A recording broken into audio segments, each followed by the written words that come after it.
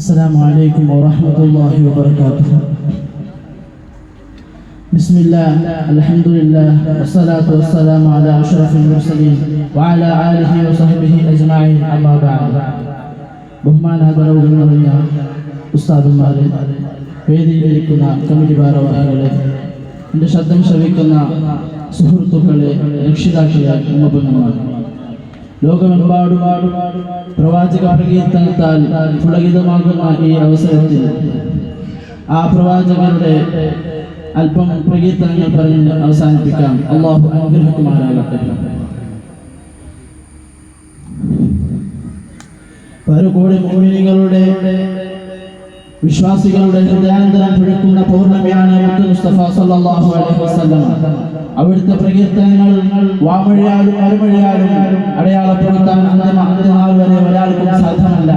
അത്രത്തോളം പാരാവാരം പോലെ പറഞ്ഞു കൊടുക്കുകയാണ് മുത്തിന്റെ കീർത്തനങ്ങൾ. അല്ലാഹു തആല ഖുർആനിൽ പറഞ്ഞല്ലോ, വറഫഅനാ ലക ദിക്റക, അങ്ങയുടെ മഹത്വത്തെ നാം ഉയർത്തിയിരിക്കുന്നു നബിയെ. അതെ, ആ കീർത്തന പൂർത്തീകരണം അസാധ്യം തന്നെ. മുത്തനബി സല്ലല്ലാഹു അലൈഹി വസല്ലം തങ്ങളെ സ്മരിക്കാത്തതായ ഒരു സമയമില്ലെന്നതാണ് സത്യം. സ്വലാത്തിന്റെ സ്വരരാഗങ്ങൾ സദാ ഹബീബിലേക്ക് സമർപ്പിക്കപ്പെടുമ്പോൾ അവിടുത്തെ ഒരു സെക്കൻഡും അവിടുത്തെ പുകഴ്ത്താറില്ല. മുത്തനബി സല്ലല്ലാഹു അലൈഹി വസല്ലം തങ്ങളുടെ പ്രകീർത്തനത്താൽ ഒരു ചെറുതാൽ നിങ്ങളുടെ മുമ്പിൽ നിർത്തി ഞാൻ വിരാമം പിടിക്കാം. അല്ലാഹു അനുഗ്രഹിക്കട്ടെ.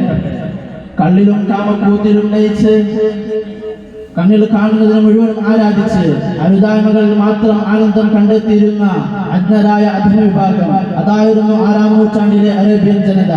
ആ സമൂഹത്തിലേക്കാണ് ആരംഭപ്പൂവായ മുസ്തഫ സല്ലല്ലാഹു അലൈഹി വസല്ലം തങ്ങളുടെ യുഗപ്പിറവി.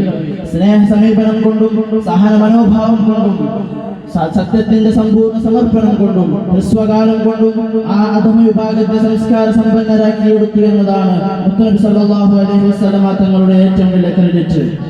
പിറന്നത് പെൺകുഞ്ഞാണെന്നറിഞ്ഞാൽ നിർദ്ദയം ജീവനോട് കുഴിച്ചു മൂടിയിരുന്ന കാട്ടാളന്മാർക്ക് മുമ്പിൽ 2 പെൺമക്കളെ പഠിപ്പിച്ച് വളർത്തി വലുതാക്കിയവൻ നാളെ പരലോകത്തിൽ പ്രതിഫല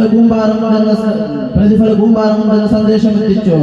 സ്ത്രീക്ക് സ്വത്താവകാശമുണ്ടെന്ന് പ്രഖ്യാപിച്ച് അവിടുന്ന് ജ്ഞാന വെളിച്ചമേകി സ്ത്രീ സ്വാതന്ത്ര്യത്തിന്റെ വിത്തുകൾ പാകി.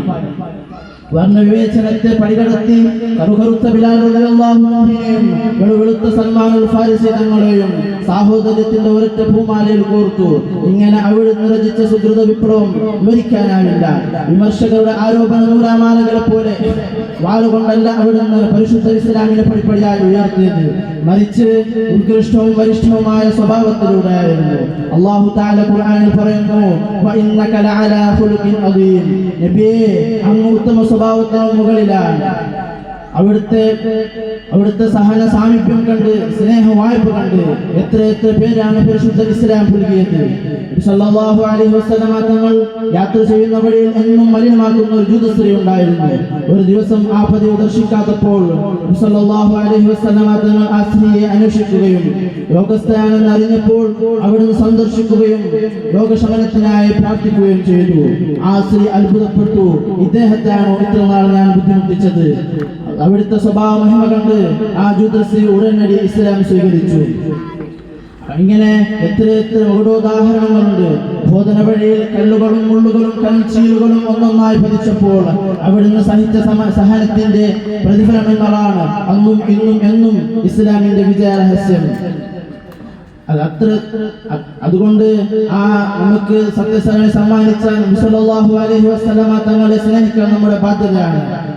നബി സല്ലല്ലാഹു അലൈഹി വസല്ലം തങ്ങൾ അവിടുന്ന് പറഞ്ഞല്ലോ, സ്വന്തം മാതാപിതാ സന്താനത്തെക്കാളും സർവസ്വത്തെക്കാളും എന്നെ സ്നേഹിക്കുന്നതുവരെ ഒരാളും സത്യവിശ്വാസിയാവുകയില്ല, പരിപൂർണ വിശ്വാസിയാവുകയില്ല.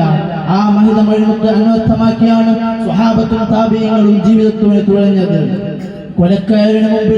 സ്വന്തം കൊലക്കാരന് മുമ്പിൽ സ്നേഹത്തെ ബലിയർപ്പിക്കാത്ത ഹുബൈബ് തങ്ങളും തിരുച്ചലന നിഷ്ഠലനങ്ങളെ അപ്പടി അനുധാവനം ചെയ്ത ഇബ്നു ഉമർ തങ്ങളും തിരുമുത്തിന്റെ വഫാത്തറിഞ്ഞ് അവിടുത്തെ ദർശിക്കാത്ത നയനങ്ങൾ ഇനി എനിക്കെന്തിനാണെന്ന് പറഞ്ഞ് കണ്ണുകളെ കുത്തിപ്പൊട്ടിച്ച അബ്ദുല്ലാഹി ഇബ്നു സയ്യിദ് തങ്ങളും തിരുസ്നേഹത്താളുകളിൽ ഒളിമങ്ങാത്ത താരങ്ങളാണ്.